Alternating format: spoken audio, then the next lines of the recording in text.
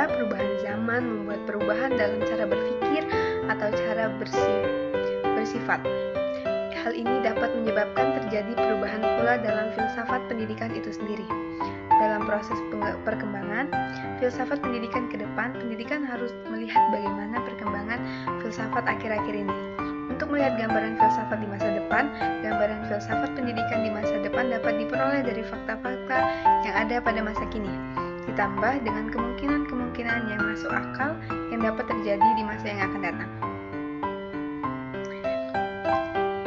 Melihat fakta-fakta dan kemungkinan yang ada, dapat kita gunakan konsep-konsep seperti postmodernisasi, virtualisasi, dekonstruksi pendidikan, dan evolusi filsafat pendidikan masa depan. Yang pertama, postmodernasi. Apa itu postmodernasi? Postmodernasi berasal dari kata post, berarti setelah, sedangkan modern artinya setelah. Menurut Jürgen Habermas mengatakan bahwa konsep postmodern merupakan proyek yang belum selesai. Artinya, konsep yang menjadi ciri khas modern pada masa tetap dipergunakan, yaitu akal sehat, industrialisasi, positifisme, dan ilmu-ilmu sosial.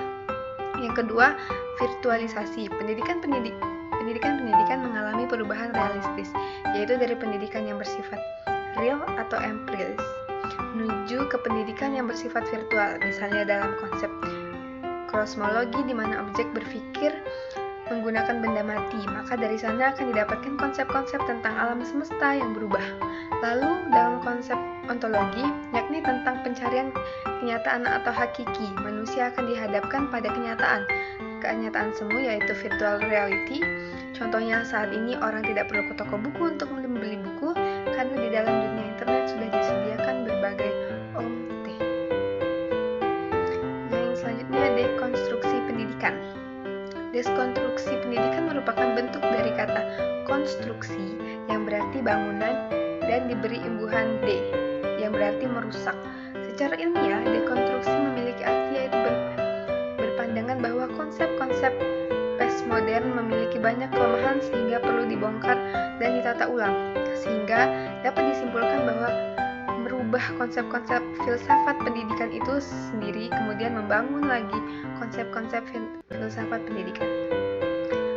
Dan selanjutnya, evolusi filsafat pendidikan masa depan. Di masa depan, filsafat pendidikan akan ditandai dengan adanya perubahan tatanan konsep-konsep filsafat pendidikan itu sendiri. Contoh, ketika filsafat dikatakan telah mati, maka secara otomatis akan melahirkan filsafat yang baru. Klaim matinya filsafat itulah yang disebut sebagai konsepsi. Filsafat yang bereaksi terhadap konsepsi-konsepsi pada filsafat sebelumnya.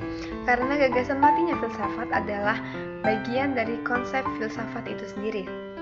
Sehingga dengan itu filsafat justru akan hidup ketika dinyatakan mati. Sebab klaim kematian yang dimaksud adalah konsep filsafat yang berlaku pada masa lalu, sementara dan konsep baru filsafat yang dihadapi itu masih ada dan akan terus hidup sampai sekarang.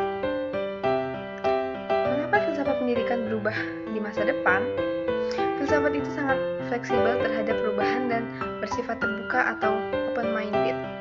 Hal tersebut terjadi karena sudah menjadi naluri manusia untuk selalu menginginkan perubahan-perubahan dalam hidupnya. Manusia tidak ingin hanya menerima satu macam keadaan saja, tetapi juga berkeinginan memiliki keadaan lain yang tidak sama dengan masa sebelumnya. Sebagai contoh, ketika zaman Yunani kuno ada banyak filsuf-filsuf yang bermunculan. Sebagai contoh, Plato dengan Aristoteles. Plato adalah filsuf yang beranut paham idealisme, sedangkan Aristoteles yang mana adalah anak didik Plato, beranut paham realisme. Dari sini dapat ditarik bahwa Aristoteles membuktikan dia ingin menciptakan keadaan yang berbeda dan baru yang dimana tidak sama dengan paham Plato, walaupun Aristoteles adalah anak didik Plato.